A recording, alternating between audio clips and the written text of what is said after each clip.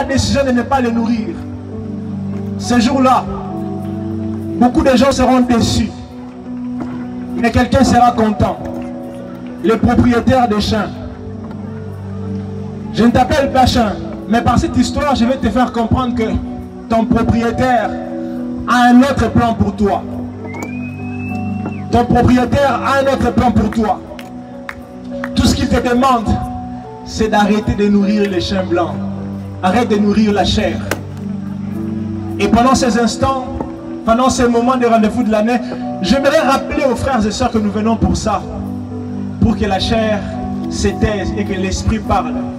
Puisqu'il s'agit de l'esprit, il s'agit de respecter certains principes de l'esprit. Et un des principes spirituels, des principes assez puissants, c'est le principe du donner. On ne reçoit pas sans donner. Mais nous prions déjà, ça suffit, n'est-ce pas? Non, ça ne suffit pas. Le culte est culte parce qu'il y a aussi sacrifice, il y a aussi offrande. Et ici, je parlerai des offrandes qu'on va mettre tout à l'heure ici. Mais je parlerai également de ces enveloppes. Ce sera une offrande assez particulière qu'on va remettre le dernier jour, le vendredi. On ne vous donne pas le montant. Mais qu'est-ce que tu vises? Tu veux que les champs noirs gagnent encore? Ou tu veux que les champs blancs gagnent encore? Qu'est-ce que tu vises? Tu veux que la situation dans la famille perdure encore? Ou tu veux dire à Dieu, Seigneur, je sais que ça ne vaut rien ce que je donne, ce que je veux mettre dans cette offrande, dans cette enveloppe, dans ce panier, mais tout ce que je sais, c'est que Christ est mort à la croix pour moi. Et moi, j'exprime ma foi en faisant cet acte. Les paniers vont circuler, je ne sais pas si on va les mettre devant. On va apprêter nos offrandes. Mais entre-temps, nous allons rapidement prendre aussi ces enveloppes. J'aimerais que tu demandes à Dieu quelque chose de difficile. Élie a dit à Élisée, ce que tu me demandes est difficile. Mais il n'a pas dit que c'était impossible. Ce que tu demandes à Dieu est difficile. Mais je te rappelle que c'est difficile pour toi, pas pour Dieu. Mieux, ce que tu comptes demander à Dieu, apparemment c'est difficile. Quand tu regardes tous les paramètres. Quand tu regardes le fait que vous n'avez vraiment pas de moyens dans ta famille pour que tu ailles continuer le master. Quand tu te rends compte que tu n'as vraiment aucune relation, pour qu'après ici, que tu penses à une vie. Mais tu as une relation. Tu as Dieu. Et ce soir, on va faire cet acte. Tu vas prendre l'offrande de ce soir. Ça, c'est pour le panier. En même temps, tu vas, pour ceux qui sont prêts ici, tu peux descendre vers moi prendre cette enveloppe. Pour ceux qui sont au-dessus, je demanderai au protocole d'apprêter les enveloppes. Ça sera pour remettre ça à la fin. Il n'y a pas de nom à donner à cette offrande. Les noms, ça sera à toi. Mais on va rappeler que ce sont les enveloppes que nous remettons pour les rendez-vous de l'année. Est-ce qu'on peut prier pour ça? Seigneur, tout ce que nous voulons, c'est faire taire les chiens blancs. Faire taire ces chiens qui tout le temps étaient en train de gagner parce qu'ils mangeaient à tout moment. Ils mangeaient de notre temps, de notre plaisir, de notre argent même. On a mis de l'argent sur des choses futiles. Mais ce soir, nous voulons miser sur l'esprit. Nous voulons miser sur la puissance de Dieu. Nous voulons croire et nous croyons que toi tu sais faire au-delà de tout ce que nous demandons. Reçois l'honneur et la gloire au nom de Jésus. Amen. Est-ce qu'on peut descendre rapidement, offrir à Dieu et prendre ses enveloppes? Est-ce qu'on peut le faire rapidement? Je serai en train de lire le communiqué. Faisons-le très rapidement s'il vous plaît.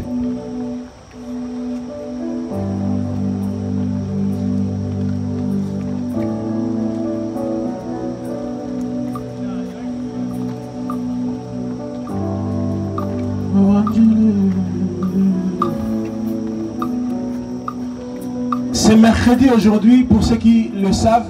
Chaque mercredi soir, ce n'est pas le Joya qui se réunit. Dieu vous bénisse mon frère.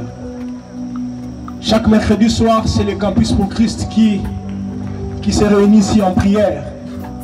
Et ce soir, nous sommes avec nos frères et sœurs du Campus pour Christ et même d'autres mouvements. Que Dieu vous bénisse. Que Dieu vous bénisse. Que Dieu se souvienne de vous. Que Dieu vous bénisse. Que Dieu vous bénisse. Dieu vous bénisse. Dieu vous bénisse. Les enveloppes, s'il vous plaît. Prenez là-bas. Prenez, merci. Que Dieu vous bénisse. Je disais que le Campus pour Christ se réunit ici chaque mercredi. Donc ce soir, nous sommes avec nos frères du Campus pour Christ.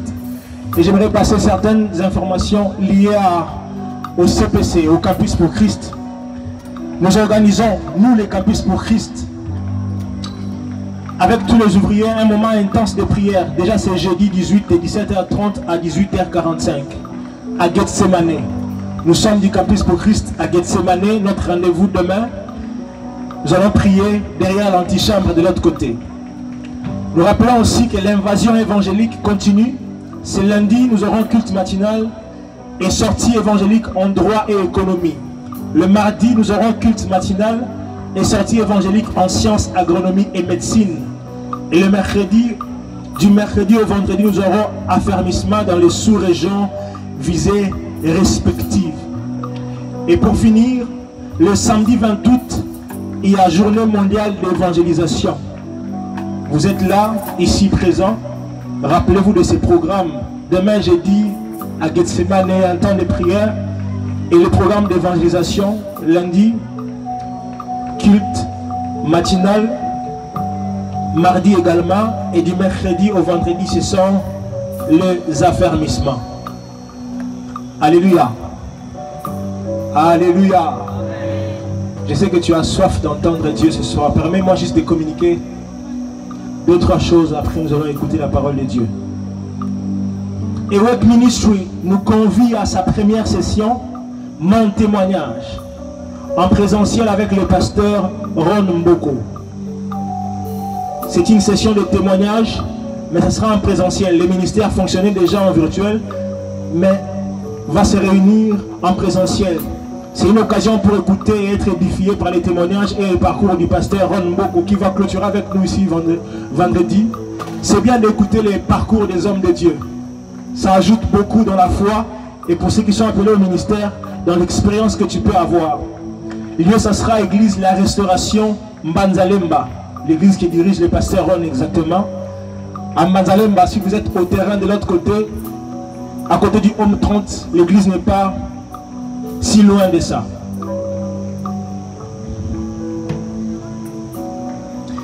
Les ministères de la jeunesse et de l'église Torrent de Grâce vous confient à un grand et organise en date du samedi 28 mai à partir de 17h sous le thème « Et si Joseph, fils de Jacob, devenait premier ministre en Égypte ?» Orateur Cordon Christian Mouquet, invité l'adorateur Daniel Banam. Ça sera au temple de l'église 6 numéro 5 de l'avenue Boulevard Salongo, Lemba Salongo. On nous dit ici que l'invité peut inviter. Et le groupe évangélique de l'amphithéâtre, par l'entremise de son département de conseil suivi affermissement, annonce le début de la première session des affermissements prévue le lundi 9 mai. Donc c'est pour vous dire que la session avait déjà commencé, mais la session est encore ouverte pour tous ceux qui veulent suivre parce que nous sommes au tout début. Donc vous êtes là, vous voulez suivre les affermissements, n'hésitez pas. Demain, nous serons ici le soir pour ceux qui avaient déjà commencé, mais si tu veux commencer aussi, demain jeudi à 17h de l'autre côté là-bas. Et la semaine prochaine, ça sera le lundi ici à 17h. Est-ce qu'on peut baisser la tête en prière? Nous allons écouter la parole de Dieu et nous allons nous plonger davantage dans la prière. Parle à Dieu ce soir, dis à Dieu, je suis là pour t'écouter. Je suis là pour entendre ta voix. Je suis là pour entendre ta voix parler. Je suis là pour entendre ta voix parler à mon cœur.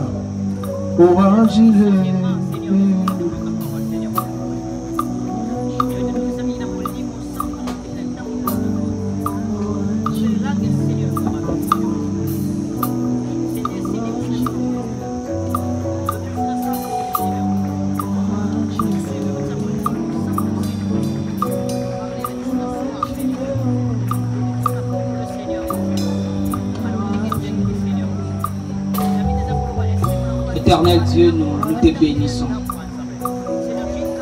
J'en fais appel au Dieu de mes pères. J'en fais appel au Dieu du géant. Toi qui es disposé à écouter ceux qui te cherchent. Le Dieu vrai, le Dieu fidèle, le Dieu véritable. Est-ce qu'une personne peut dire à Dieu, j'aimerais t'écouter? Est-ce qu'une personne peut dire à Dieu, j'aimerais que tu ouvres mon cœur pour que je te capte? La Bible déclare que l'Esprit ouvrit les cœurs de Lydie pour qu'elle comprenne ce que l'apôtre Paul était en train d'annoncer. Est-ce que tu peux dire à Dieu, j'aimerais t'écouter? La Bible déclare que dans leur douleur, il envoie sa parole et sa parole leur guérit. J'aimerais qu'une personne écoute Dieu différemment. J'aimerais que tu dises à Dieu, je vais t'écouter différemment. Je vais t'écouter différemment. Éternel Dieu de grâce, nous te bénissons. Merci parce que tu vas nous parler. Merci parce que tu vas nous faire du bien. Que la gloire, l'honneur et la louange te soient rendus. Nous avons prié au nom de Jésus. Nous disons tous et louange à toi, Seigneur Jésus-Christ. Est-ce qu'on peut acclamer pour le Seigneur? Non, est-ce que tu peux bien acclamer pour le Seigneur? Sœur, on dirait qui de joie qui sont en train de s'élever. Je t'annonce que Dieu s'est décidé de te faire du bien. Est-ce qu'une personne qui va crier à Dieu, Dieu va l'écouter en ce lieu? Est-ce qu'une personne qui va invoquer le nom de l'Éternel, le nom de l'Éternel va se manifester dans sa toute puissance? J'aimerais t'annoncer que Dieu va te faire du bien. Oh, je crois que je suis en train de parler à quelqu'un. J'aimerais t'annoncer que le ciel est ouvert. Oh, le Dieu de la Bible s'est décidé de te faire du bien. Pendant que tu es en train d'acclamer, tu changes l'atmosphère de ce lieu. Pendant que tu es en train d'acclamer, tu permets à ce que le ciel fasse un avec la terre. Pendant que tu es en train d'acclamer, le ciel est en train de s'ouvrir. Et les anges de Dieu sont en train de monter, de descendre sur les fils de l'homme. Éternel, nous te bénissons. Merci pour ta grâce au nom de Jésus-Christ. Amen. Est-ce que tu peux regarder ton frère et lui dire Shalom? Regarde notre voisin, dis-lui Shalom. Alors nous sommes contents de nous revoir encore en ce lieu. J'aimerais passer une annonce. Je crois que les VBLI à Omi, nous continuons notre jeûne. Et la modalité du vendredi sera différente de celle d'aujourd'hui. Le vendredi, nous allons rien manger. Nous allons prendre que de l'eau. Différemment d'aujourd'hui, on a pris la bouillie le matin. Et on viendra manger le soir après les cultes. Amen, amen. Alors continue à faire ces jeûnes avec nous. Dieu va te faire énormément du bien. J'aimerais que tu ouvres ta Bible avec moi. Psaume le chapitre 20. Psaume le chapitre 20 du 1er au 10e verset. Dans d'autres versions, c'est 9. On va lire tous les psaumes 20. Notre psaume de base pour ces rendez-vous de l'année. Au chef de chantre, psaume de David. Que l'Éternel t'exauce au jour de la détresse. Que le nom du Dieu de Jacob te protège. J'ai pris que le Dieu de la Bible t'exauce au jour de la détresse. Du sanctuaire, il t'envoie du secours. Que des sillons, il te soutiennent. Qu'il se souvienne de toutes tes offrandes. Et qu'il agrée tes holocaustes. Qu'il te donne ce que ton cœur désire. Et qu'il accomplisse tous tes desseins. Le verset 6. Nous nous réjouirons de ton salut. Nous lèverons l'étendard du nom de notre Dieu. L'Éternel exaucera toute vœu. Je sais déjà que l'Éternel sauve son oint. Il exaucera des cieux de sa sainte demeure par les secours puissants de sa droite. Ceux-ci s'appuient sur leurs chars, ceux-là sur leurs chevaux. Nous invoquons le nom de l'Éternel. Je répète notre texte de base. Ceux-ci s'appuient sur leurs chars, ceux-là sur leurs chevaux. Nous invoquons le nom de l'Éternel. Et il plie et il tombe. Nous tenons ferme et nous restons debout. L'Éternel sauve le roi, qu'il nous exauce quand nous l'invoquons. 1 Samuel, le chapitre 17. 1 Samuel, le chapitre 17. Et c'est le verset 45. La Bible déclare ce qui suit. 1 Samuel 17, 45, la Bible déclare: David dit aux Philistins, tu marches contre moi avec l'épée, la lance et les javelots. Et moi je marche contre toi au nom de l'Éternel des armées, du Dieu de l'armée d'Israël que tu as insulté. Proverbe chapitre 18, verset 10. Dieu va te faire du bien ce soir. Je disais Dieu va te faire du bien ce soir. Proverbe 18 verset 10, la Bible déclare ce qui suit. Le nom de l'Éternel est une tour forte. Les Juifs s'y réfugient et se trouvent en sûreté. Les derniers textes de Chroniques, le chapitre 7, les versets 14. Les Chroniques 7, les versets 14, la Bible déclare ce qui suit. Si mon peuple est cirqué est invoqué mon nom, simili, prie et cherche ma face. Si mon peuple cirqué est invoqué mon nom, simili, prie et cherche ma face. Et si se détourne de ses mauvaises voies, je l'exaucerai des cieux, je lui pardonnerai son péché et je guérirai son pays. Est-ce qu'on peut acclamer pour la parole du Seigneur? Les termes de notre message pour ce rendez-vous de l'année, c'est au nom, invoquant les noms de l'Éternel. Est-ce que tu peux regarder ton frère et lui dire, invoquant les noms de l'Éternel? Est-ce que tu peux regarder ton autre voisin et lui dire, invoquant les noms de l'Éternel? Mes frères, l'homme connaît ce qu'il est avant de prier, mais seul Dieu maîtrise ce qu'il peut devenir après la prière. Je le répète, l'homme connaît ce qu'il est avant de prier, mais seul Dieu maîtrise ce qu'il peut devenir après la prière. L'avant-prière est une situation certifiée, mais la prière peut devenir le début d'une nouvelle histoire. L'avant-prière est une situation certifiée. Papa est malade à la maison, c'est une situation certifiée. Je suis en train de tourner en rond à la faculté, c'est une situation certifiée. Ce péché ne cesse de me lâcher, c'est une situation certifiée. Mais j'aimerais t'annoncer qu'après la prière peut devenir le début d'une nouvelle saison. L'avant-prière est notre présent. Mais l'après-prière peut nous introduire dans le passé de Dieu qui dit reste notre futur. Je le répète, l'avant-prière c'est notre présent, c'est ce qu'on vit actuellement. Mais l'après-prière peut nous introduire dans le passé de Dieu qui dit reste notre futur. Mes frères, la prière de l'homme faite dans les temps peut l'introduire dans le plan conçu pour lui par Dieu depuis l'éternité. Qu'est-ce que j'aimerais dire en ce lieu? Mes frères, lorsqu'un homme prie dans le présent, en fait, il invite le plan conçu par Dieu dans sa vie pour l'éternité. Dieu est en train de parler à Jérémie, il est en train de lui dire, je connais le projet que j'ai formé pour toi. Projet de bonheur et non de malheur. Avant même de lui dire ça, il va plus loin. Il parle à Néhémie, il lui dit, avant que tu n'existes, je t'ai connu. Avant que tu ne naisses, je t'ai établi comme prophète. J'aimerais dire à une personne enseignée, ta destinée a existé avant ton existence. Ainsi, lorsque tu apprends à prier, tu permets à ce que le plan de Dieu puisse s'intégrer dans le temps. Tu permets à ce que le plan de Dieu qu'il a tracé depuis l'éternité vienne et prenne chair dans les temps. Mes frères, écoutez, Dieu ne réagit pas, mais Dieu agit. Pourquoi? Parce que Dieu étant l'alpha est toujours celui qui agit en premier. Le jour où Dieu n'agira plus en premier, il va perdre sa casquette d'alpha. Ainsi, tout ce qui t'arrive aujourd'hui, lorsque Dieu t'amène dans la prière, en fait, ce n'est qu'une réaction que tu es en train de faire pour entrer dans l'action première de Dieu. Il est en train de dire à Jérémie, avant que tu ne naisses, je te connaissais. Un peu comme pour lui dire, écoute mon ami, ta destinée, je l'ai tracée, elle existait avant ton existence. J'aimerais dire à une personne en ce lieu, pendant que tu seras en train de prier aujourd'hui, le plan éternel de Dieu sera en train de s'investir dans le temps. Pendant que tu seras, oh je crois que je suis en train de parler à quelqu'un, tu me donnes un bon amen, je déclare une parole de bénédiction. La prière que tu vas faire en cette soirée sera la force d'attraction qui va faire en sorte que le plan de Dieu prenne chair dans ta vie. Écoutez mes frères, Dieu n'est pas surpris par des problèmes parce que Dieu prédispose les solutions avant les problèmes. La Bible est en train de déclarer que l'agneau a été immolé bien avant la fondation du monde, mais il a été manifesté dans la suite des temps. La solution au péché était déjà là. La solution au problème de l'humanité était déjà là. J'aimerais te dire, ce n'est pas parce que tu ne vois pas qu'il n'y a pas une solution que Dieu a déjà prédisposée. Et dans ces textes, est-ce que mon caméraman peut m'accompagner? Et dans ces textes que nous sommes en train d'exploiter, psaume le chapitre 20. Écoutez, les psaumes sont des livres en général qui tournent autour de la louange et de l'adoration. Mais au-delà de cela, les psaumes ont aussi un fort côté prophétique. C'est ainsi même qu'il y a des psaumes messianiques où David est en train de parler clairement du Seigneur Jésus-Christ. Mais en général, les psaumes sont des livres qui sont axés sur l'adoration et sur la louange. Mais il y a quelque chose qui intrigue mon attention. La Bible montre dans le psaume chapitre 1 que David veut commencer à faire de louanges. Mais il est en train de dire ceci: erré, celui qui ne s'assoit pas dans le banc de mon cœur. Erré, celui qui ne partage pas son quotidien avec les pécheurs. Écoutez mon frère, ta relation avec les hommes peuvent avoir de l'influence négative par rapport à ta relation verticale avec Dieu.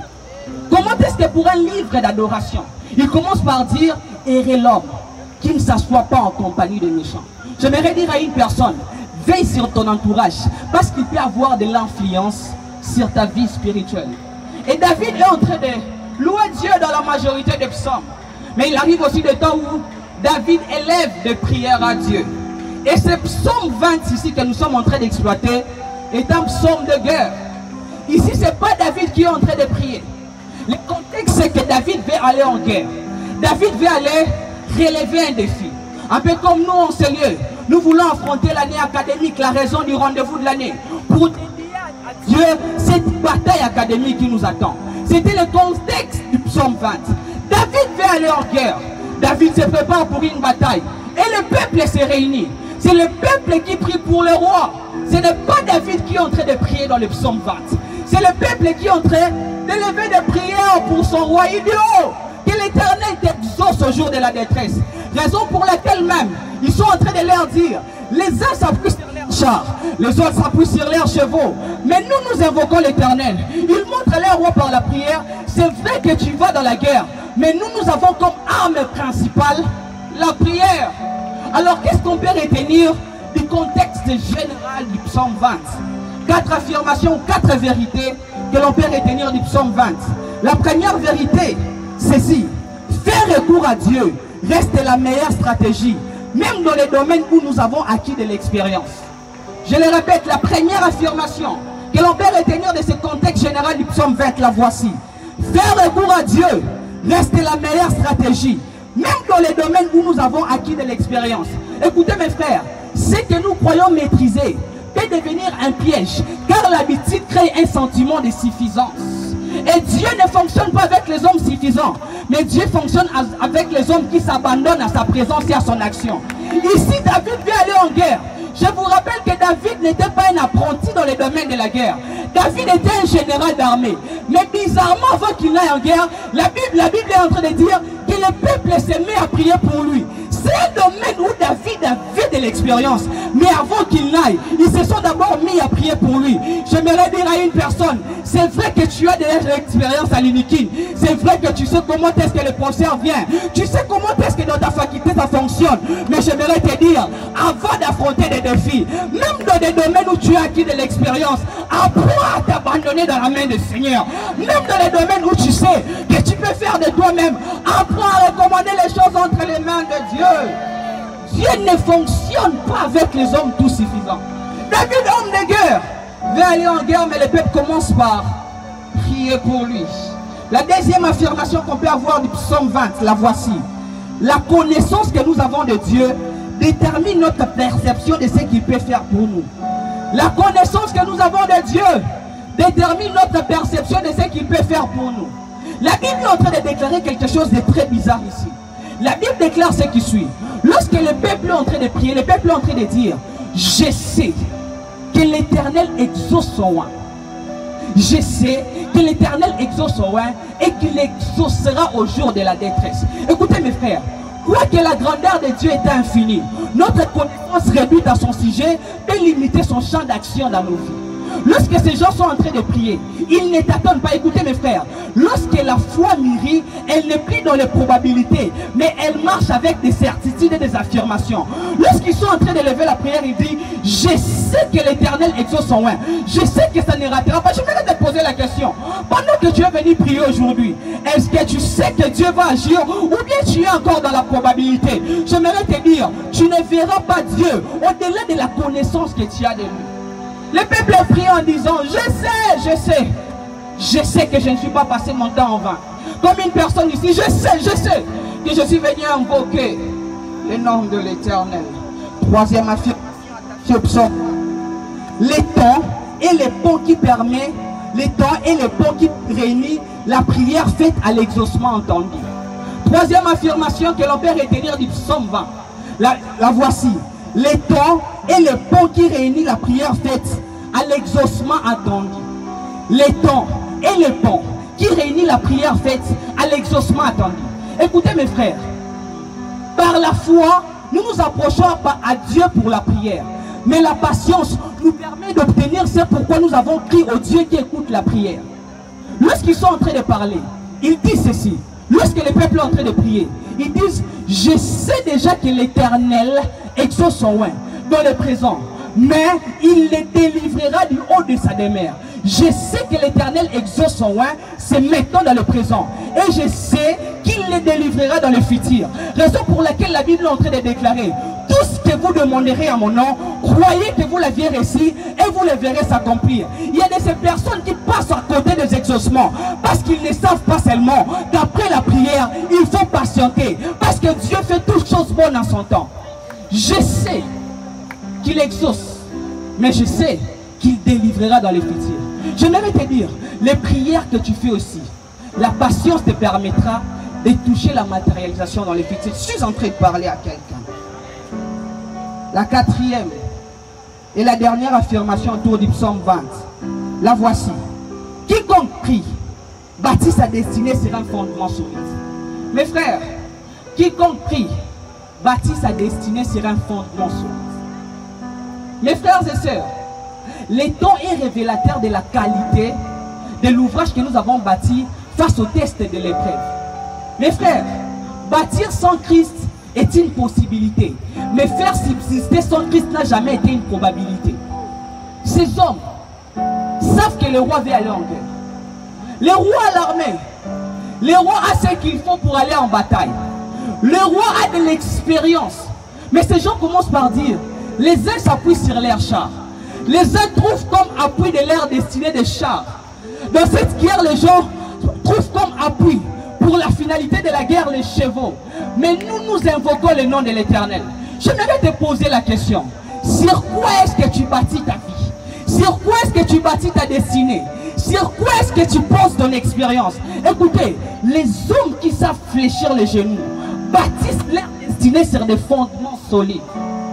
Ne voyez-vous pas ce qui arrive? Des gens parfois qui commencent bien, mais qui a la grande surprise chute. Pourquoi?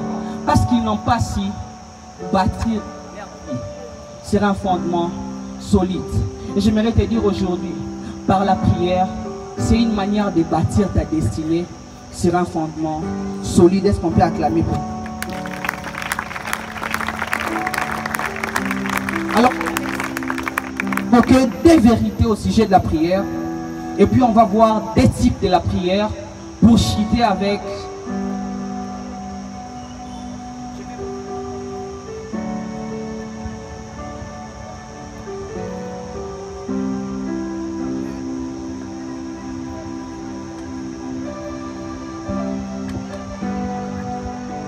je vais évoquer ici des vérités générales au sujet de la prière. Et puis après, je vais parler des deux types de prières. Et ensuite, on va chuter sur l'impact du nom de Dieu dans la prière. Et je crois que Dieu va te faire énormément. Des vérités générales au sujet de la prière. La première, au-delà des exaucements, la prière fléchit nos cœurs aux résolutions de Dieu. Au-delà des exaucements, mes frères, la prière fléchit nos cœurs aux résolutions de Dieu. Qu'une personne ouvre avec moi 2 Corinthiens, le chapitre 12. 2 Corinthiens, le chapitre 12, 17e au 9e verset. Et pour que je ne sois pas enflé d'orgueil, à cause de l'excellence de ces révélations, il m'a été mis une écharpe dans la chair, un ange de Satan, pour m'essouffleter et m'empêcher de m'enorgueillir. 3 fois j'ai prié le Seigneur de l'éloigner de moi. Et il m'a dit: ma grâce te suffit, car ma puissance s'accomplit dans la faiblesse. Je me glorifierai donc bien plus volontiers de mes faiblesses, afin que la puissance de Christ repose sur moi. Mes frères, au-delà des exaucements, la prière fléchit nos cœurs et résolutions de Dieu. Hommes, frères, hommes, sœurs, le plus important, ce n'est pas ce que nous planifions, mais ce que Dieu a arrêté. La prière est un terrain sur lequel se joue le combat entre la volonté de Dieu et la volonté de l'homme, afin que ce dernier atteigne sa destinée. Mes frères et sœurs, par la prière, on n'obtient pas seulement, mais par la prière, on accepte aussi de lâcher prise. Ici, la Bible montre un homme puissant. Ici, la Bible montre un homme qui est influent. Ici, la Bible montre l'apôtre Paul, l'homme puissant que nous connaissons. L'apôtre Paul prie 3 fois au sujet de la même chose. Mais Dieu est en train de le dire: je ne t'exaucerai pas, mais ma grâce te suffit. J'aimerais dire à une personne en ces lieux, lorsque l'exaucement que tu attends, Dieu ne te le donne pas et qu'il te résiste. c'est que le but qu'il poursuit après ton exaucement est moins grand que le but qu'il poursuit par rapport à son plan dans ta vie. Écoutez, on ne vient pas guérir un Lazare malade, mais on vient le ressusciter après sa mort. Parfois nous prions et nous avons l'impression que Dieu nous résiste. Cela signifie que le but qu'il est en train de poursuivre est plus grand que l'exaucement que nous voulons avoir. L'apôtre Paul est en train de dire, ôte de moi cette écharpe. Mais la Bible déclare, je le maintiens. Imaginez un homme comme l'apôtre Paul qui devenait orgueilleux. On allait rater les épîtres. On allait rater la grande connaissance qu'il avait. Alors Dieu a maintenu quelque chose dans sa vie pour les garder humbles. J'aimerais te dire aujourd'hui qu'il y a des sujets pour lesquels Dieu n'exaucera jamais. Non pas parce qu'il n'est pas fidèle, mais parce que ça ne fait pas partie du plan de ta destinée. Paul, Dieu est puissant. Paul, tu peux guérir les infirmes, mais toi-même tu resteras avec cette infirmité. C'est que Dieu poursuit un but plus élevé que l'exaucement que tu es en train de chercher. Deuxième vérité générale au sujet de la prière, c'est que la prière fait en sorte que l'on reste focus sur l'essentiel pour ne pas se détourner du trajectoire de notre destinée. La prière fait en sorte que l'on reste focus sur l'essentiel de notre destinée pour ne pas se détourner dans les distractions inutiles. Actes des apôtres, le chapitre 6, du 1er au 4e verset. Qu'une personne lise avec moi Actes des apôtres, le chapitre 6, du 1er au 4e verset. La Bible déclare en ces temps-là, le nombre des disciples augmenta, les hellénistes murmurèrent contre les Hébreux, parce que leurs veuves étaient négligées dans la distribution qui se faisait chaque jour. Les 12 convoquèrent la multitude des disciples et dirent, il n'est pas convenable que nous laissions la parole de Dieu pour servir aux tables. C'est pourquoi, frères, choisissez parmi vous 7 hommes de qui l'on rende un bon témoignage, qui sont pleins d'Esprit Saint et de sagesse, et que nous chargerons de cet emploi. Et nous continuerons à nous appliquer à la prière et au ministère de la parole. Écoutez mes frères, tout ce qui est bon n'est pas forcément prioritaire. Par la prière, nous recevons la pensée de Dieu pour vivre selon ses desseins. La Bible montre ici les apôtres. L'église est en train de grandir. Et il y a des problèmes à caractère sociaux. Parce qu'il y a des murmures qui naissent. Et écoutez ce que la Bible est en train de dire. Les apôtres disent, il n'est pas bon que l'on s'occupe de ces choses. Nous allons choisir des gens qui vont s'occuper de la distribution de la nourriture. Quant à nous, nous allons nous consacrer au ministère de la parole et de la prière. J'aimerais dire à une personne, la prière t'évite des distractions inutiles. Tu sais pourquoi tu vagues à gauche et à droite, comme de l'air errant de tous côtés? Parce que tu ne sais pas parfois prier. Au-delà des exaucements, la prière te maintient dans la concentration. Écoutez mes frères, les hommes qui prient, ce ne sont pas les hommes distraits, mais ce sont les hommes qui sont concentrés pour affronter leur destinée. Raison pour laquelle tu es en mille. Les matins tu es à Mongafoula, les après-midi à Kitambo, tu dors à Bibwa et demain tu dors à Maluku. Pourquoi? Parce que tu n'es pas focus. Ces gens voulaient rester constants. Ces gens voulaient rester concentrés sur le ministère de la parole. Ils se sont dit, ça ne vaut rien.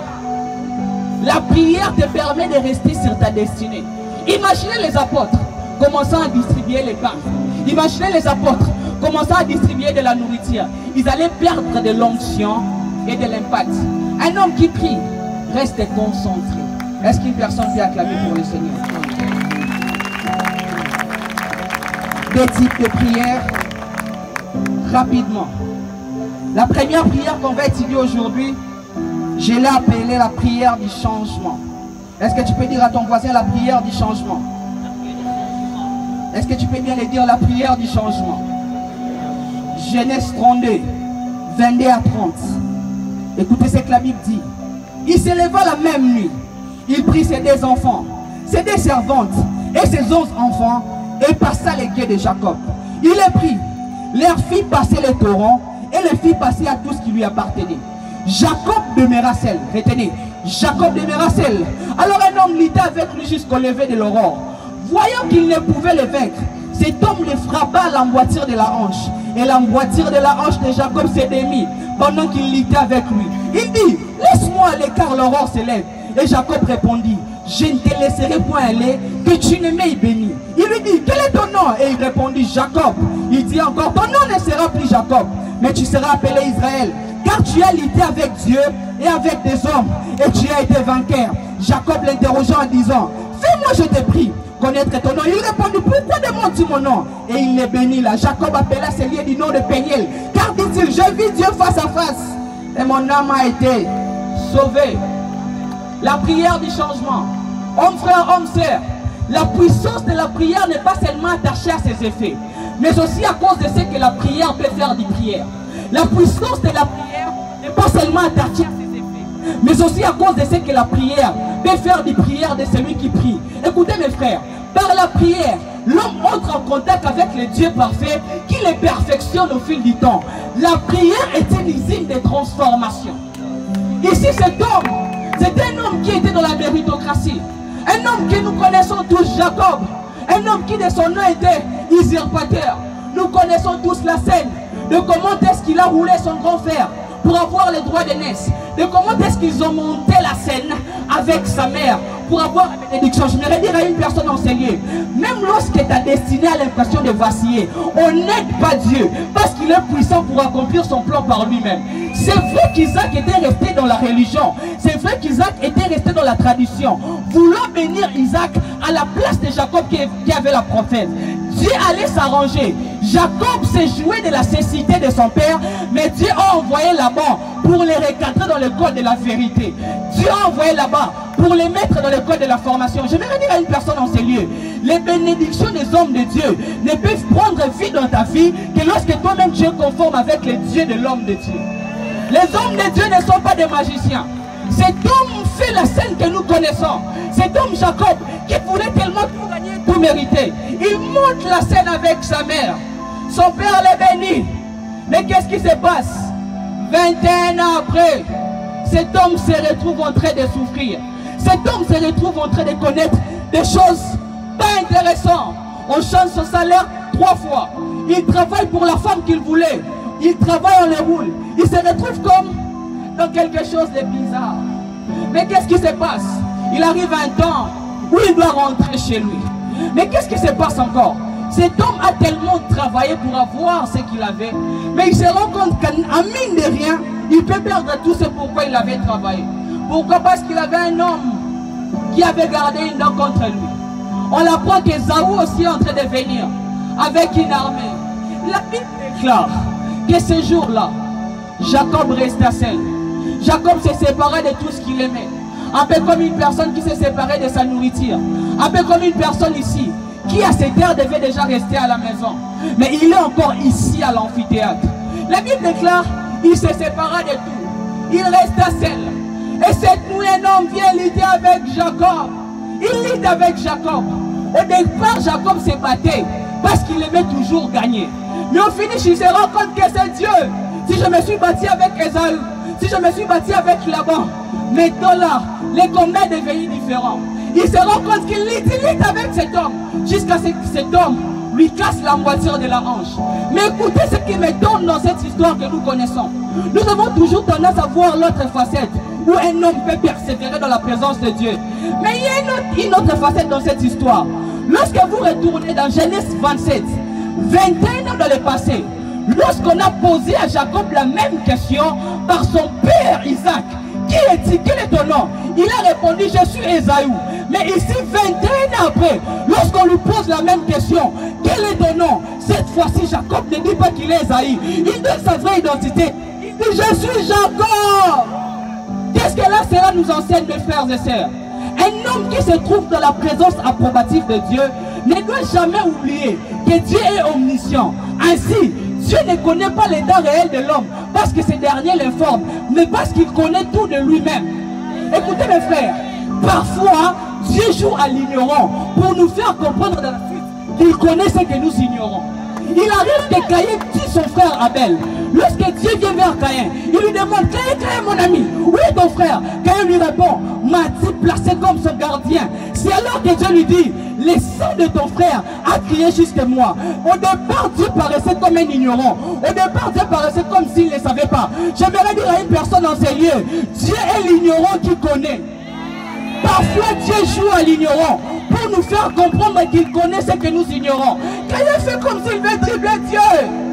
Mes frères et sœurs, écoutez, un homme qui n'est pas sincère dans la présence de Dieu est semblable à un homme qui vole dans une maison vide, tout en ignorant que cette maison est remplie de caméras de surveillance. Mes frères et sœurs, lorsque vous n'êtes pas sincère dans la présence de Dieu, ne jouez pas au malin, mais vous travaillez pour votre malheur. Apprenez à être sincère dans la présence de Dieu. Mes frères et sœurs, les yeux de Dieu sont des caméras de surveillance qui veillent sur l'humanité tout entière. Lorsque le berger n'est pas là, dans ta douche, qu'est-ce que tu fais? Lorsque le berger n'est pas là, dans la fac, comment est-ce que tu te comportes? Lorsque ton encadreur, ton pasteur n'est pas là, qui est-ce que tu es en vérité, mon frère? Le psalmiste est en train de dire, où irais-je loin de ta face? Même si je me trouve dans le fond de la mer, tu vois là, tu t'y trouves. Pourquoi? Parce que Dieu a des yeux qui sont comme des caméras de surveillance, qui veillent sur toute l'humanité. J'aimerais dire à une personne enseignée, dans la présence de Dieu, il faut apprendre à être sincère. Dans la présence de Dieu, il faut apprendre à être sincère. Cet homme, 21 ans dans le passé, lorsqu'on lui a posé cette question, qui est-il? Il a dit, je suis Ésaïe, pour dribbler son père. Mais après des années, lorsque Dieu lui pose la même question, cette fois-ci, il ne dit pas que je suis Ésaïe, mais je suis Jacob. Aujourd'hui, avant d'aller plus loin, j'aimerais dire à une personne en ce lieu, soyons sincères dans la prière que nous allons faire aujourd'hui. Au-delà de ce que Dieu veut faire, Dieu veut d'abord nous changer, nous écouter. Dieu ne te donne pas s'il n'est pas toi. Dans la prière, Dieu vise d'abord de nous changer. Comme je l'ai dit, la prière est une usine de transformation. Mais contrairement à Jacob, dans la Bible, on montre un couple des hommes qui n'ont pas voulu être sincères dans la présence de Dieu. Il s'agit d'Ananias et de Saphira. Ananias et Saphira, nous connaissons l'histoire. Ils vendent leurs champs. Ils vont devant l'apôtre Pierre. Ils disent qu'ils ont vendu à un prix pendant qu'ils avaient vendu à un autre prix. Et qu'est-ce qui se passe? Il se passe que l'apôtre Pierre est en train de dire, pourquoi est-ce que Satan a rempli votre cœur au point où vous avez menti au Saint-Esprit? C'est pas aux hommes que vous avez menti, mais c'est à Dieu. Jacob a été sincère, mais ce couple n'a pas voulu être sincère. J'aimerais d'abord nous ramener sur l'essentiel aujourd'hui. Mes frères, si Dieu ne te change pas par la prière, il ne changera pas ce qui est autour de toi. Dieu a d'abord besoin de t'avoir toi avant de te donner. Je le répète, la prière est une usine de transformation. Dans la prière, les hommes faibles deviennent forts. Dans la prière, les hommes menteurs apprennent à devenir sincères. Et voyez ce qui se passe dans ces couples. Ils mentent à la porte. 3 vérités qu'on peut retenir de ce couple. La voici la première.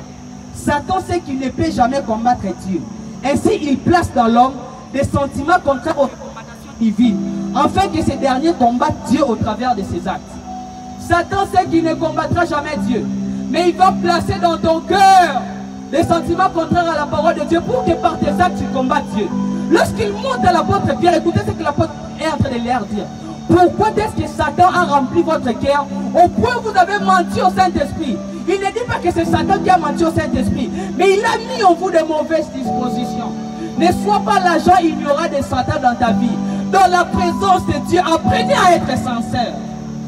Deuxième vérité de ce couple, on n'aura toujours pas le temps de se repentir. Alors ne préméditons pas les péchés. Aviez-vous remarqué que dès que ce couple avait parlé, la Bible déclare, lorsque l'apôtre dit, pourquoi vous avez menti au Saint-Esprit? Ils sont tombés, du coup ils sont morts. Ils n'ont même pas eu une seconde pour se repentir. Toi qui viens dans la présence de Dieu, tu ne montres que tu es autre chose. En réalité, tu es autre chose. Dans la présence de Dieu, apprenez à être franc. Parce qu'il arrivera des jours où vous n'aurez même pas occasion à la repentance. Troisième vérité au sujet de ce couple. Lorsqu'on n'est pas sincère à l'égard de Dieu, on ne gagne rien, mais on risque de perdre les paix qu'on possède. L'apôtre leur dit, pourquoi est-ce que vous n'aviez pas gardé ce qui était à vous? Pourquoi est-ce que vous n'aviez pas gardé? Les champs ne vous appartenaient-ils pas? Ces hommes n'ont pas été sincères. Ils ont perdu les champs, l'argent qu'ils devaient garder, et ils ont même perdu leur propre vie. Est-ce que vous vous imaginez quel était le sort des enfants d'Ananias et de Saphira? Mes frères, soyez sincères dans la présence de Dieu. Vous risquerez de perdre même le paix que vous avez déjà. Quelle est l'apparence que tu nous donnes? Et quel est le vrai toi? Raison pour laquelle Dieu est en train de parler. Je sais que tu passes pour être vivant aux églises d'Apocalypse, mais en soi tu es mort. Qu'est-ce que ton moi privé dit de toi? Au-delà de ces bons frères que nous voyons, qu'est-ce que le moi privé? Écoutez, les secrets est le meilleur témoin de la vie d'un homme. Qu'est-ce que ton secret peut dire de toi? Vous risquez de perdre même les paix que vous avez. Mais Jacob a été sincère. Des choses pour ceux qui sont sincères. Lorsqu'on est sincère, Dieu ajoute les fonds à la forme que nous présentons aux hommes. Jacob avait une forme d'un homme qui était apparemment béni. Mais en soi, dans la forme, dans le fond, il n'était pas béni. Parce qu'il avait joué d'artefacts pour avoir la bénédiction. Mais ce jour-là, Dieu les bénit réellement. Mon frère, lorsque tu es sincère, Dieu ajoute les vrais fonds à la forme que tu nous donnes. Tu passes pour un frère loin, pendant que tu ne l'es pas. Sois sincère, Dieu ajoutera les fonds. Tu passes pour un frère concentré, pendant que tu ne l'es pas. Sois sincère, Dieu ajoutera les fonds. Deuxième des choses, lorsqu'on est sincère, Dieu compatit à nos faiblesses. Et il nous change. Jacob, cette fois-ci je ne dirais pas que je suis Ésaü. Qu'est-ce qui passe? La Bible déclare que Dieu les bénit. Et cette fois-ci, Dieu changea son nom. Mes frères et sœurs, parfois par la prière, Dieu ne changera pas notre situation, mais Dieu nous changera nous, parce que nous sommes un cas à traiter pour Dieu. J'entends une personne dans la prière d'aujourd'hui dire: je suis Jacob.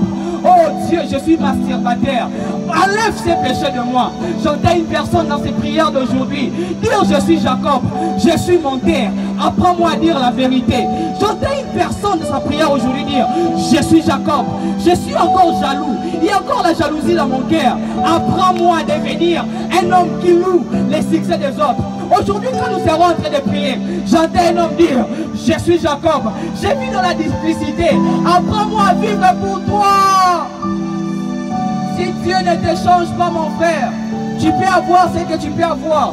Parce que le diable se transforme en ange de lumière.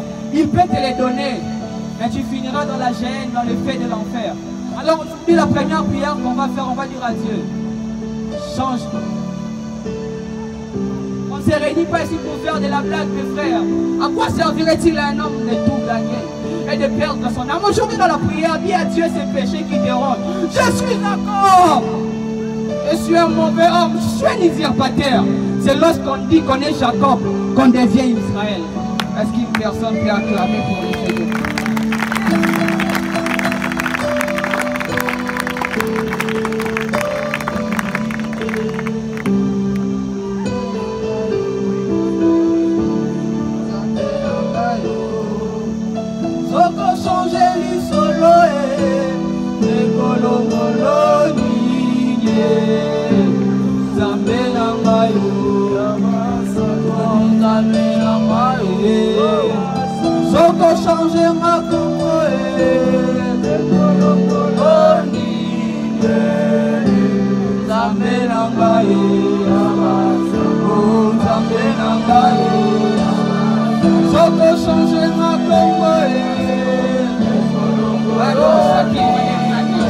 Je sens Dieu passer ici. Dieu veut changer une personne.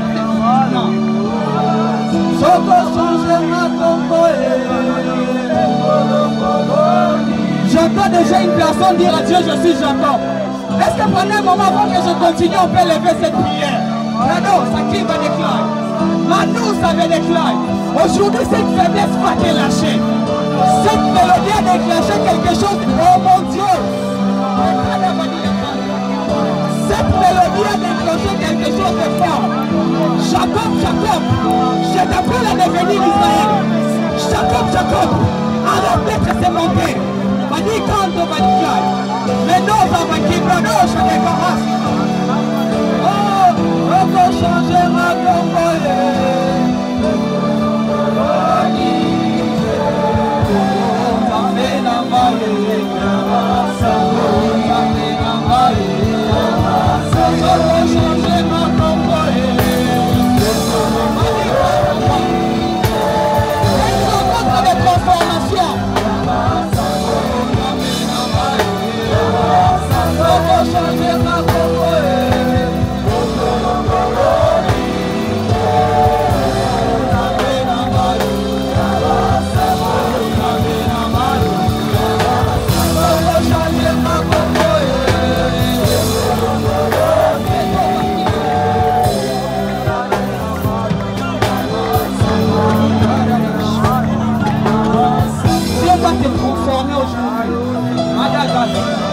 Je parle à quelqu'un qui est le péché en train de... Oh mon Dieu!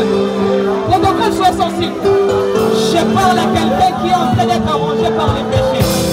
Il y a l'ange de la délivrance qui vient de circuler dans la salle. Oh oh oh! Ces péchés en train de te lâcher maintenant. Ces péchés en train de te lâcher maintenant. Ces péchés en train de te lâcher maintenant. Merci Seigneur pour ton ange de délivrance. Je me dis que ces péchés en train de te lâcher maintenant. Ces péchés en train de te lâcher maintenant. Ah, c'est fort, ces péchés en train de te lâcher maintenant.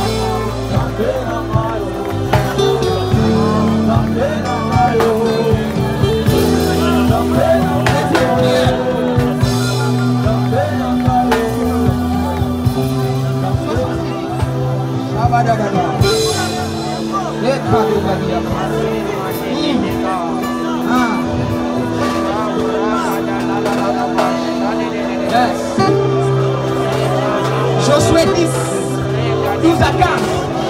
La deuxième type de prière qu'on va étudier aujourd'hui.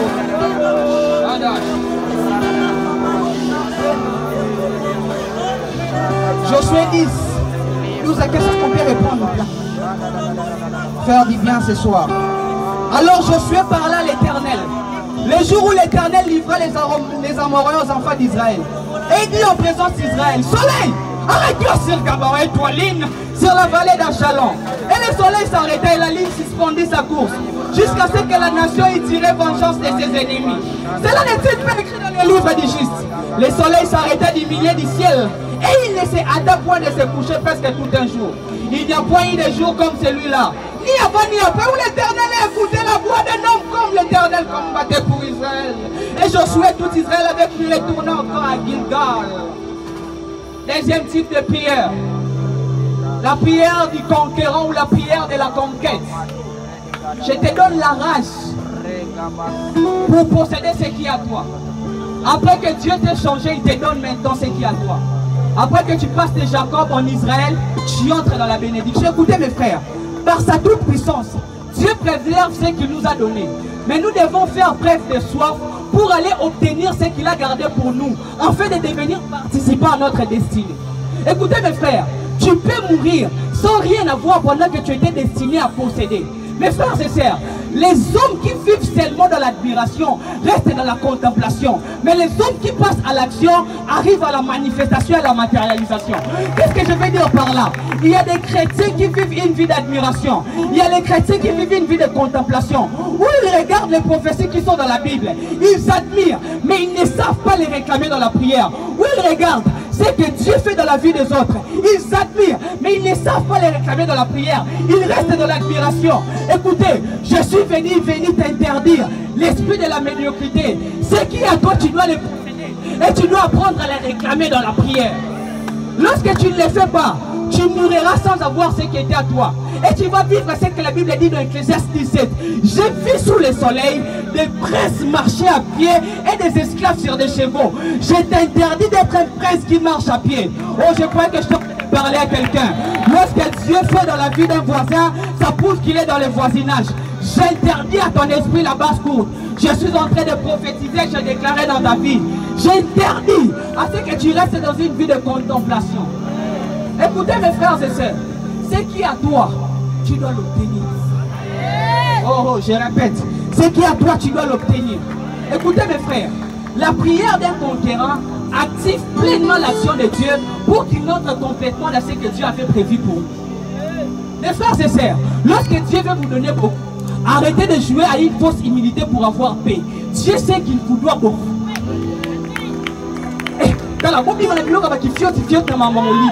Quand Dieu veut te donner beaucoup, Dieu doit te donner beaucoup. Alors évitez la fausse humilité. Écoutez, les pièges dans les mauvais contentements, c'est croire que ce qu'on a vu de Dieu traduit la totalité de Dieu. Qu'est-ce qui se passe dans cette histoire? Josué a déjà commencé la conquête. Josué a déjà remporté certaines victoires.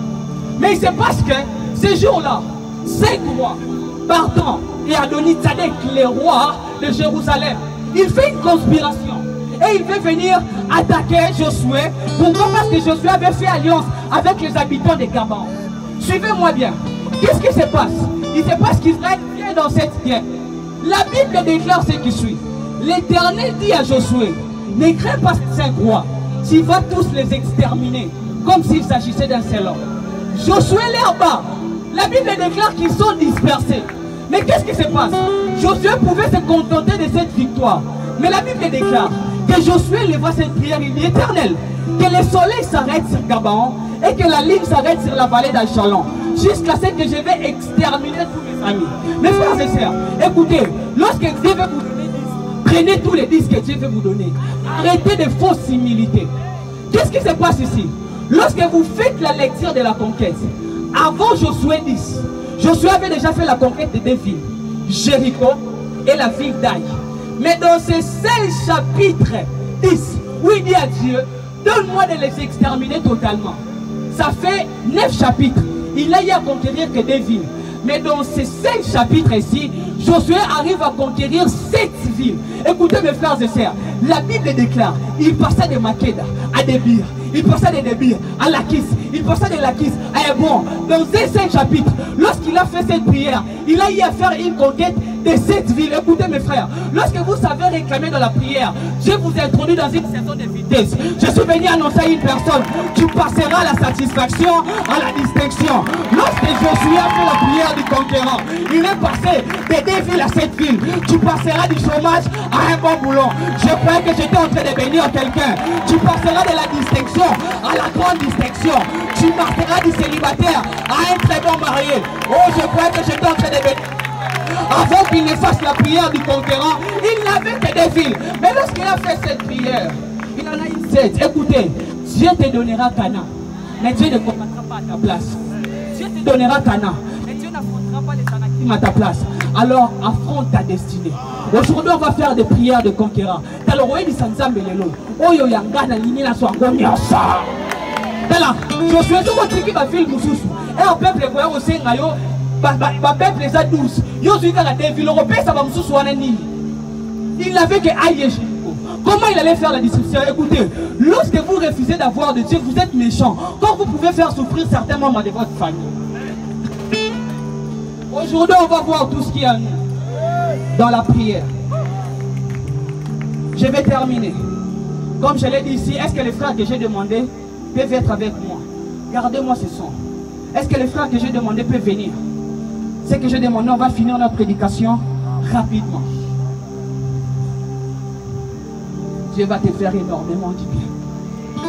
Je disais que Dieu va te faire énormément du bien. Dieu va te transformer et Dieu va te faire entrer dans ton héritage. Le thème de notre rendez-vous, c'est au nom de l'Éternel. Est-ce que tu peux dire à ton voisin, au nom de... Très déchité, est-ce que tu peux bien me le dire, au nom de l'Éternel? Je suis venu te dire, mais retiens ce que je vais te montrer maintenant. Est-ce que les 14 frères peuvent être de ce côté ici? Est-ce que les 14 frères peuvent être de ce côté et un peut être ici? Et les 2 paniers que j'ai demandé, est-ce qu'on peut me les amener? Les 14, soyez ici. Au nom de l'Éternel, est-ce que tu peux dire à ton voisin au nom de l'Éternel? Non, est-ce que tu peux bien les dire au nom de l'Éternel? 14 frères de ce côté ici et les seuls frères ici. S'ils ne sont pas à 15, est-ce qu'on peut se rajouter? Je vais avoir 15 frères, 14 à ma droite et un seul à ma gauche.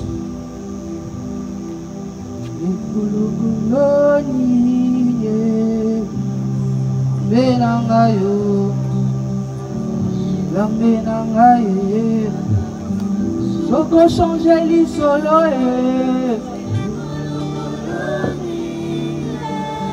que les 14 frères de ce côté se distribuent ces papiers, que chacun brandisse un comme ça. Non, suivez l'ordre.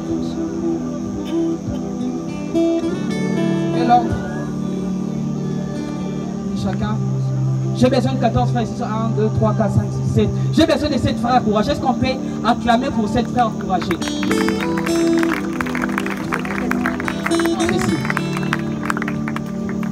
S'ils sont 14.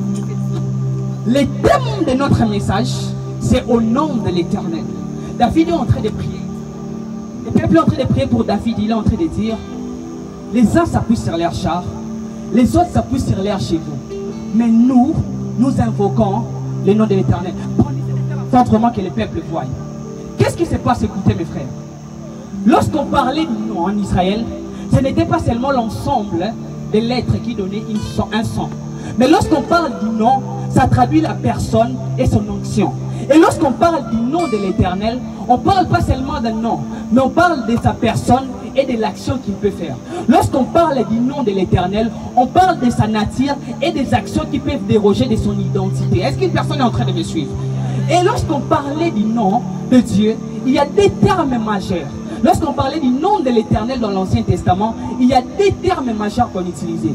Le premier terme, c'est Elohim, et le deuxième terme, c'est Yahvé ou Yahweh. Alors, qu'est-ce que ça signifiait? Elohim avait des significations. Elohim, c'est la version de Dieu au pluriel. Pourquoi est-ce que Elohim signifiait Dieu au pluriel? Parce que ça faisait d'abord allusion à la Trinité divine. Elohim, vous les retrouvez dans Genèse, le chapitre 1. La Bible déclare, au commencement, la terre était informe et vide, et Dieu créa. Les dieux qu'on parle dans Genèse 1, c'est les dieux qu'on appelle Elohim, créateur de toutes choses. Mais en même temps, on peut parler des Elohim au pluriel lorsqu'on fait allusion au Père, au Fils et au Saint-Esprit. Raison pour laquelle lorsque vous faites la lecture de Genèse 1, la Bible dit au commencement la terre était informe et vide. Dieu dit, on présente le Père. La Bible dit l'Esprit s'est mouvé, on présente l'Esprit. Et la Bible dit Dieu dit la parole fait chair Christ. Déjà on faisait allusion à la Trinité divine. Écoutez, Dieu était un, mais en trois parties. Comment on le comprend comme ça? C'est un mystère. C'est ça Elohim au pluriel et Elohim au singulier. Et Elohim au singulier faisait allusion au Dieu Tout-Puissant. Pourquoi? Parce qu'il existait aussi certaines divinités. C'est ainsi que lorsque vous faites la lecture de la Bible, on peut parler des Moloch, on peut parler des Baal, on peut parler d'Astarté. C'était des divinités. Mais lorsqu'on faisait aussi allusion à Elohim au singulier, ça signifiait les dieux uniques et véritables. Amen, amen. Est-ce qu'on est avec moi? Mais on utilisait aussi un autre terme qui était essentiellement lié au Dieu d'Israël. C'est là qu'on utilisait le terme Yahvé ou Yahvé. Et ça a été traduit par éternel en français. C'est aussi ça que nous sommes en train d'exploiter au nom de l'Éternel. Et Yahvé signifiait deux choses éternelles. C'est lui qui existe de lui-même et par qui toute chose existe. C'est lui qui existe de lui-même et par qui toute chose existe. Vous allez vous rendre compte que la révélation de Yahvé a pris beaucoup plus de formes avec Moïse. Exode 6.3, Dieu est en train de dire à Moïse, j'ai apparu à Abraham, à Jacob, à Isaac, comme le Dieu Tout-Puissant. Mais ils ne m'ont pas connu dans mon nom de l'Éternel. Lorsqu'on parlait de Yahvé, lorsqu'on parlait de l'Éternel, dont il s'agissait dans ce psaume 20, on parlait de ce Dieu qui existe de lui-même et par qui toute chose existe. Qu'est-ce que j'ai voulu vous dire par là? J'ai fait un résumé d'une grande nation théologique. Maintenant, qu'est-ce qui s'est passé? David veut aller en guerre. La Bible déclare que le peuple priant est en train de dire, les uns s'appuient sur leurs chars, les autres sur leurs chevaux, mais nous invoquons le nom de l'Éternel. Écoutez mes frères, le nom de l'Éternel est la stratégie la plus forte dans le combat. C'est ainsi que ce jour-là, lorsque David devait rencontrer cet homme de guerre qu'on appelait Goliath, David n'a pas brandi des armes, mais David est en train de dire, tu viens devant moi avec la lance et les javelots, mais moi je viens au-devant de toi au nom de l'Éternel d'Examine. Il voulait leur dire, si toi tu as des armes, moi j'ai les générales. Et dans une armée, on n'utilise pas des armes sans ordre. Raison pour laquelle les armes de Goliath n'ont jamais pu atteindre David. J'aimerais te dire en ce lieu, ils peuvent avoir des armes, mais la plus grande arme que tu peux avoir, c'est l'arme du nom de l'Éternel. David avait les lances, Goliath avait la lance, les javelots, mais la Bible ne présente pas l'arme défensive. Pourquoi? Parce que face à l'arme de l'Éternel, aucune puissance ne peut résister. Je suis venu annoncer à une personne en ce lieu, au nom de l'Éternel, les puissances vont tomber dans ta famille. Je suis venu annoncer à une personne, au nom de l'Éternel, c'est l'arme la plus offensive qui ne peut pas être résistée par aucun système de défense. Lorsque David est en train de dire, tu viens devant moi avec la lance et les javelots, moi je viens au devant de toi, au nom de l'Éternel. Les uns s'appuient sur leurs chars, les autres s'appuient sur leurs chevaux, ils plient et ils tombent. Mais moi, j'invoque le nom de l'Éternel, j'invoque le nom de celui qui personne ne peut résister. Et je prie que la puissance du nom de l'Éternel agisse dans ta vie. Et qu'est-ce qui s'est passé? Où sont les deux paniers? Ici, il y avait la totalité de Dieu.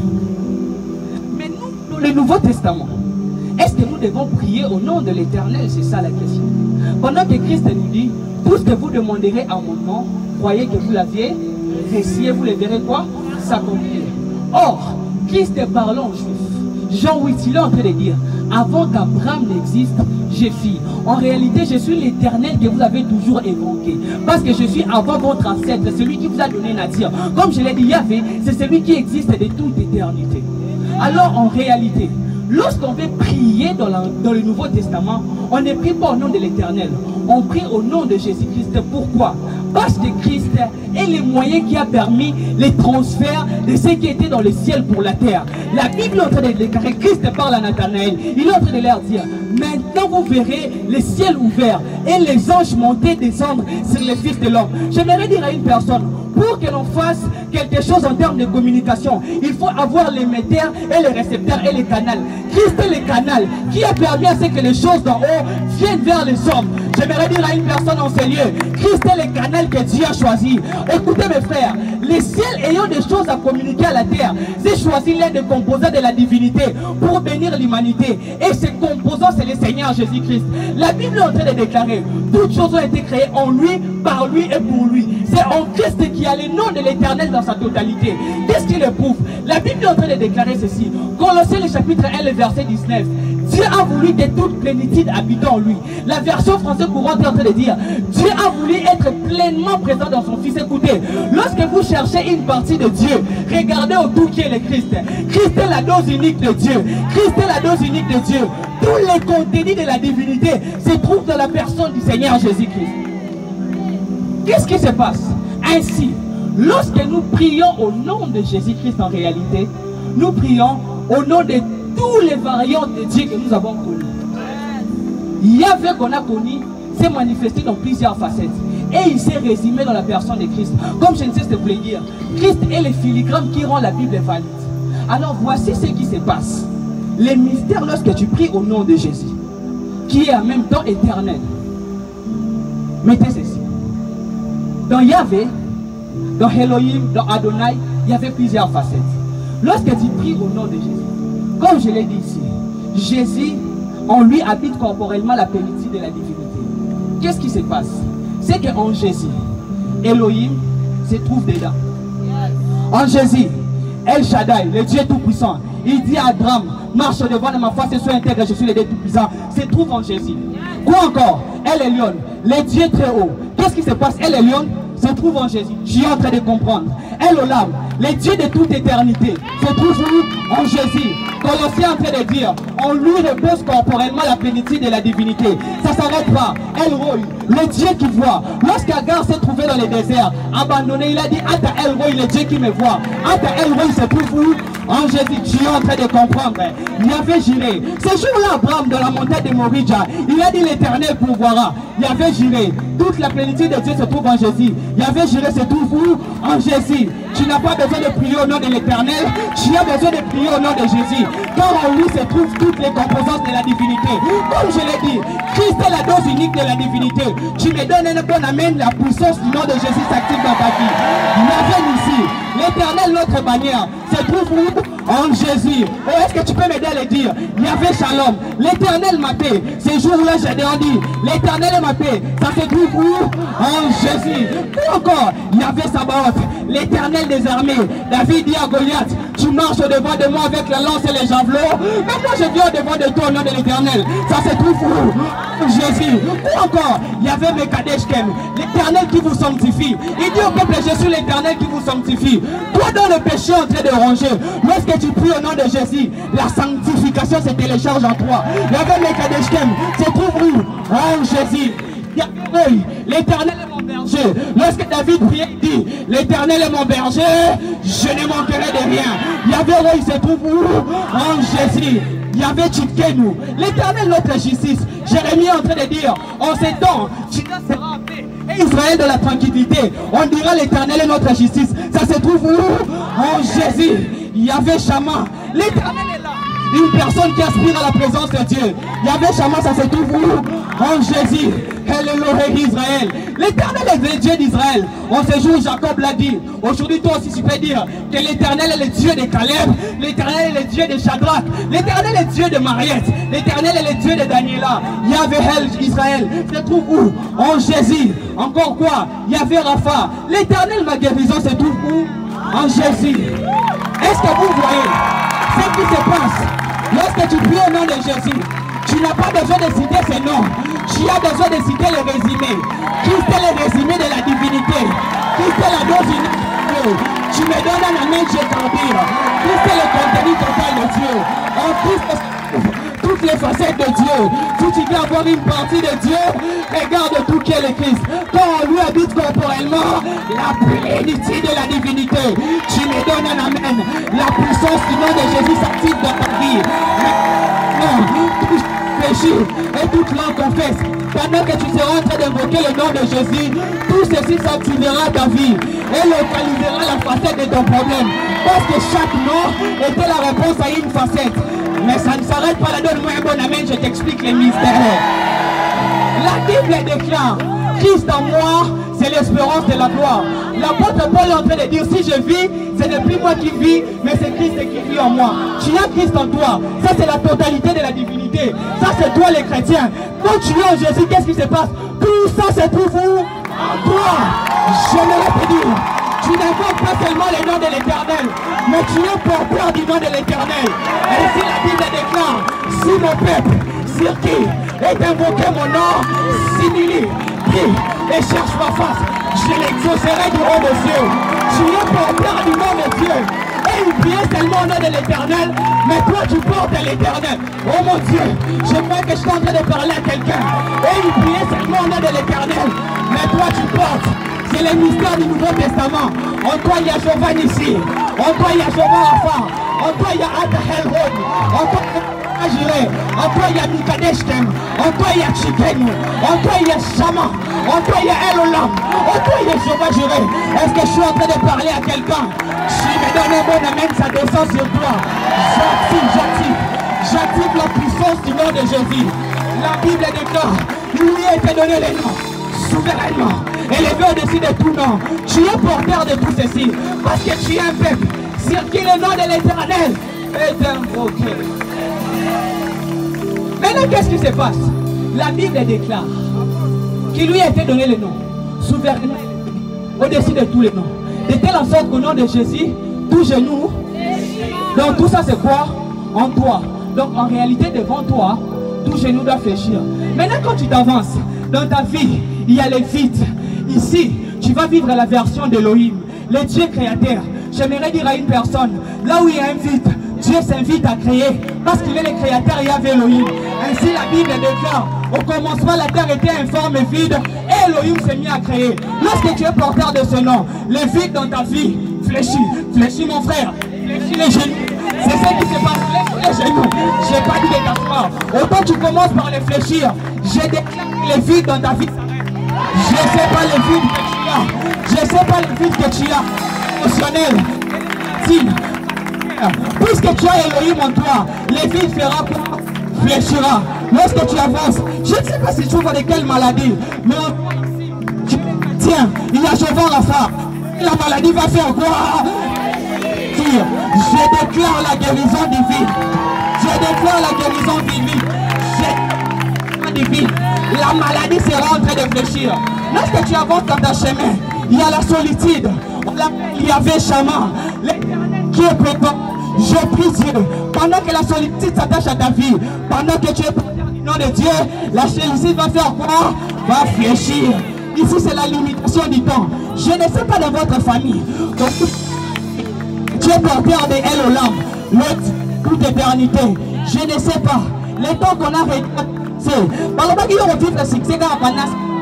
tu es porteur du nom de l'Éternel, El-Olam, le Dieu de toute éternité. Alors, passé, tout ce qu'on a limité par rapport au temps, qu'est-ce qu'il fera? Il fléchira. Je déclare que les limitations du temps fléchissent. Je déclare que les limitations du temps fléchissent. Pendant que tu vas trouver des confrontations, on l'appelle le Dieu tout-puissant. Il dit à Abraham, marche au-devant de moi, je suis El Shaddai, le Dieu tout-puissant. Les confrontations vont faire quoi? Ne crains pas ces procès-là. El Shaddai, tu as El Shaddai. Les confrontations vont faire quoi? Donc, lorsque tu trouves des choses élevées, on l'appelle Dieu au-dessus de toutes choses. Les choses que tu crois être élevées dans ta vie vont faire quoi? Je déclare que les choses Non, un peu comme Agar, j'aimerais dire à une personne qu'on a abandonnée, même dans les te voir, même dans les déserts, Dieu te voit. L'abandon va faire quoi? Va fléchir. J'ai prophétise de vivre la pauvreté. Qu'est-ce qui se passe? On l'appelle le Dieu de toute pourvoyance. La pauvreté va faire quoi? Lorsque tu n'as pas d'identité, tu as un manque d'identité. L'Éternel, ma bannière, qu'est-ce que ça va faire? Dieu va poser son nom dans ta vie. Le manque d'identité va faire quoi? Va fléchir. Lorsque tu as des troubles, on l'appelle Yahvé Shalom, le Dieu de paix, le Dieu de paix. Je ne sais pas les troubles que tu traverses. Le trouble dans ta vie au nom de Jésus va faire quoi? Lorsque tu... L'Éternel des armées, le combat va faire quoi? Lorsque les péchés te rongent, on l'appelle Yahvé Makadeshkem, l'Éternel notre sanctification. Les péchés va faire quoi? Lorsque tu traverses des fausses accusations, on l'appelle l'Éternel notre justice. Les fausses accusations vont faire quoi? Lorsque tu traverses le manque de prise en charge, on l'appelle l'Éternel notre berger. Il va te prendre en charge. Et ça va faire quoi?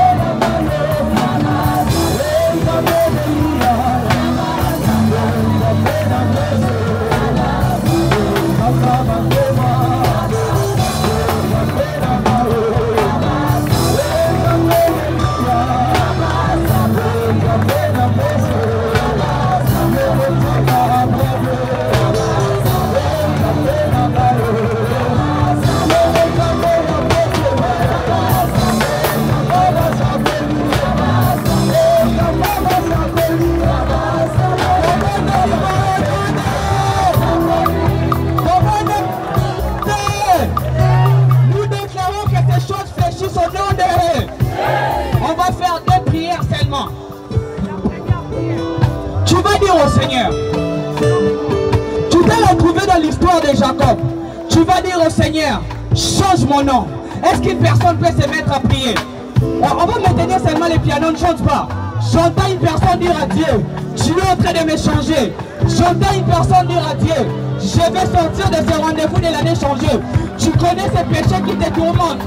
Tu connais les mauvais côtés de toi. Tu es en train de prier Dieu. On ne peut pas mettre du bien nouveau dans les pieds souffrants. Tu pries Dieu. Tu dis à Dieu changement. Tu pries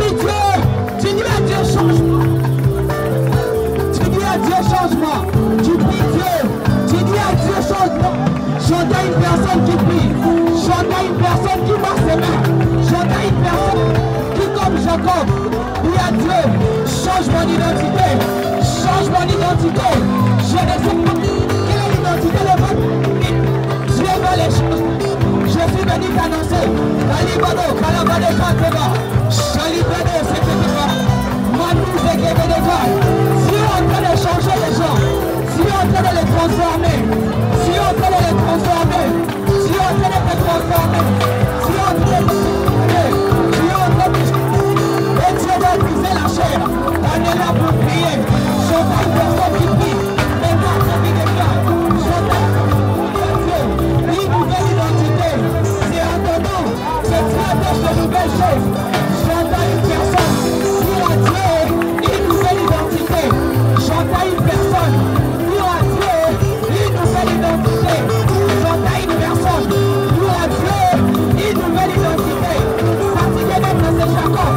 Fatigué d'être ce corps. Que les gens soient ici. Mais qu'il y ait un pire. Fatigué d'être ce corps. Que les gens soient fatigués. Mais ne pas de Dieu. Mais tu vas dans les péchés.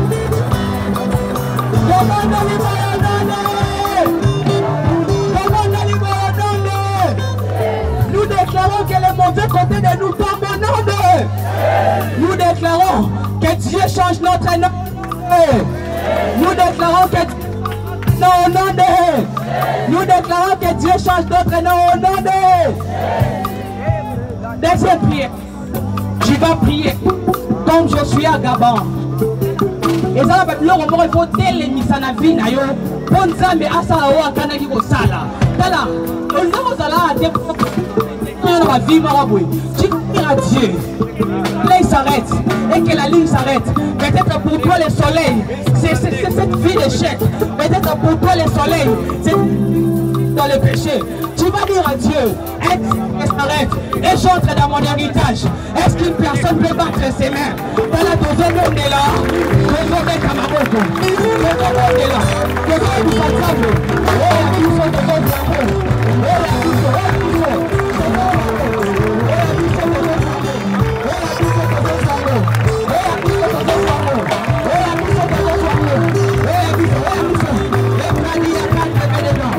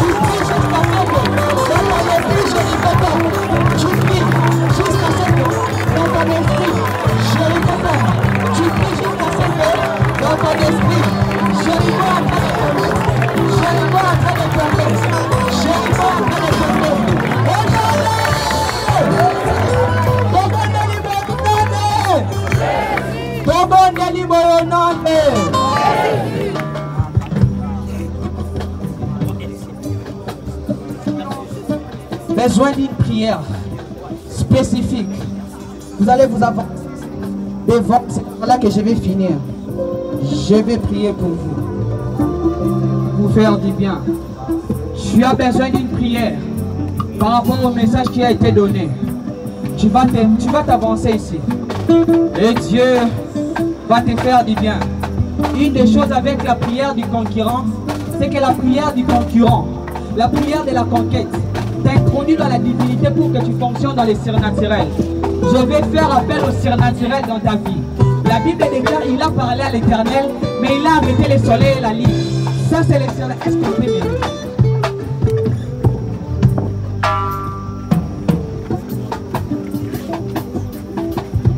Je vais faire appel au surnaturel dans ta vie. Comment un homme peut arrêter la lune et le soleil? C'est pas normal. Je vais appeler ici.